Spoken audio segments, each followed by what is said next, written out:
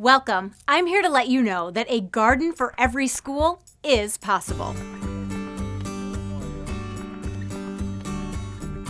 You're about to learn the many benefits school gardens provide, the very real challenges they face, and how this training program helps people just like you overcome those challenges to launch a garden or breathe new life into an existing garden at your school. Well, I like that it's so big and it's very colorful and it's very bright and it just brings joy to your heart. I'm happy because we have a garden at our school that people don't have a lot of vegetables, then they can come and pick out of our garden. Peaceful, it's nice, you see monarchs, butterflies, it makes you feel welcome. School gardens engage students in ways traditional learning can't, and studies have shown that they improve student academic performance, behavior, and health. School gardens are important on so many levels. Kids and brain development and healthy brains and healthy bodies need healthy food. By creating a natural space outside, that the learning that's taking place and the curriculum that we're sharing with the students is then extended out to the outdoors. Teachers can use it to increase STEM education, actually social studies and literature. All the real core subjects can be improved by getting students in a garden. It's one thing to hear about it and learn and read stuff. It's a whole nother thing if you actually get to get your hands dirty and experience it. When you take a kid that can't sit still in a classroom and take them outside to the garden where he can dig in the dirt, they're engaged, they're working, and they're learning.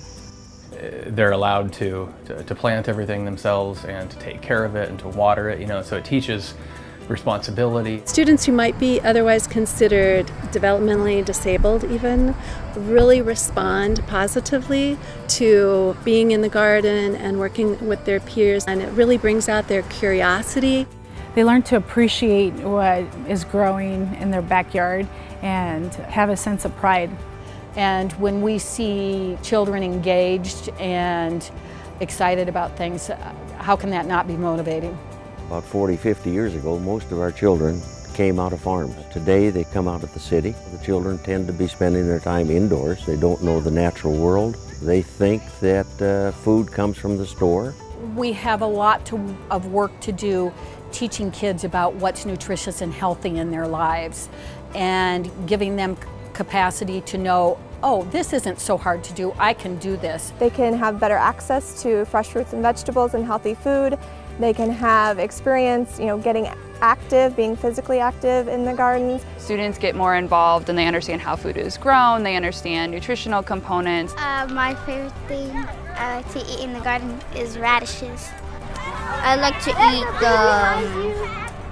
the potatoes, herbs and like mint and all of those kind of things. We can grab some lettuce and make a salad. Like sometimes when we were in garden club, we made chamomile tea. I just ate a pepper. The school gardens also is a way to connect the school and the home and take advantage of what's in our neighborhood. It's a way of parents collaborating, meeting other parents, taking pride into their school, being involved in their children's lives. Appears that it really is a good investment that has significant potential to make kids smarter, healthier, and happier. With so many benefits provided by school gardens, why doesn't every school have one? To find the answer, we interviewed dozens of school garden coordinators, volunteers, and organizations that support school gardens. And it turns out there are a lot of common challenges schools face that are important to understand before starting your school garden.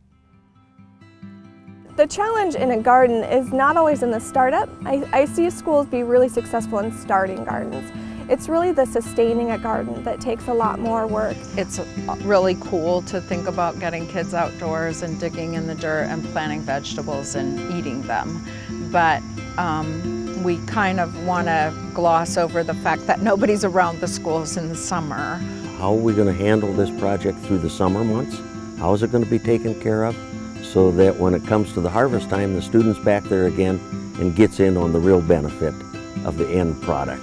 The biggest challenge that I had getting into this garden was understanding where am I going to get my funding. Being a public school and our investment is our students. Typically, traditionally, that's what's taking place inside the building. Thinking outside the box and about, being creative and how you can use the resources in your community instead of just always applying for grant after grant, because that does get tiring and they are getting more and more competitive as more people are having gardens in their schools.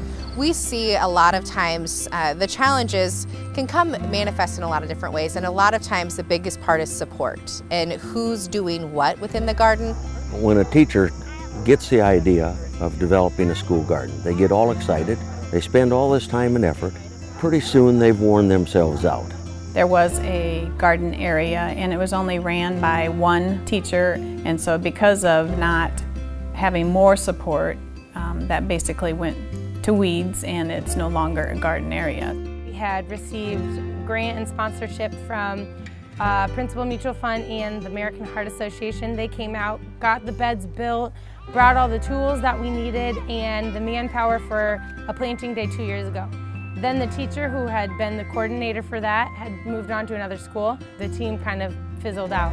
The community part of the community garden is the biggest part of it, and so making sure that you are including everybody in the community and that this garden isn't created for someone but it's created with people.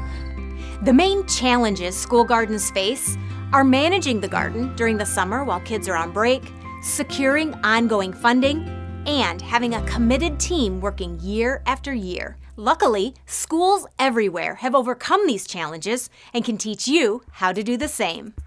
Garden for Every School program covers the full range of potential problems and gives you the tips to avoid them in that whole process. This is the system that's going to get the garden going and keep the garden going. We looked at other training programs and we decided we needed something digestible, not just for that one passionate teacher, but for principals, grounds crew, teachers who maybe aren't as passionate, parents, volunteers. They're short, concise statements about what to avoid and how to provide sustainability to the project.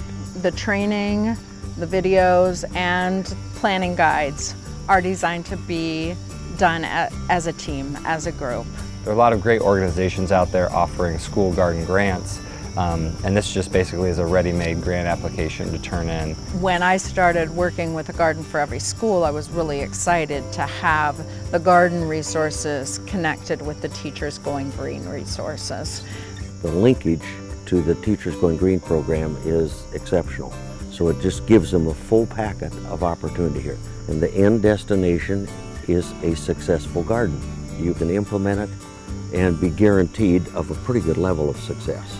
My favorite thing in the garden is to look at the flowers and water the flowers. Like pulling out the weeds and looking at all the beautiful flowers.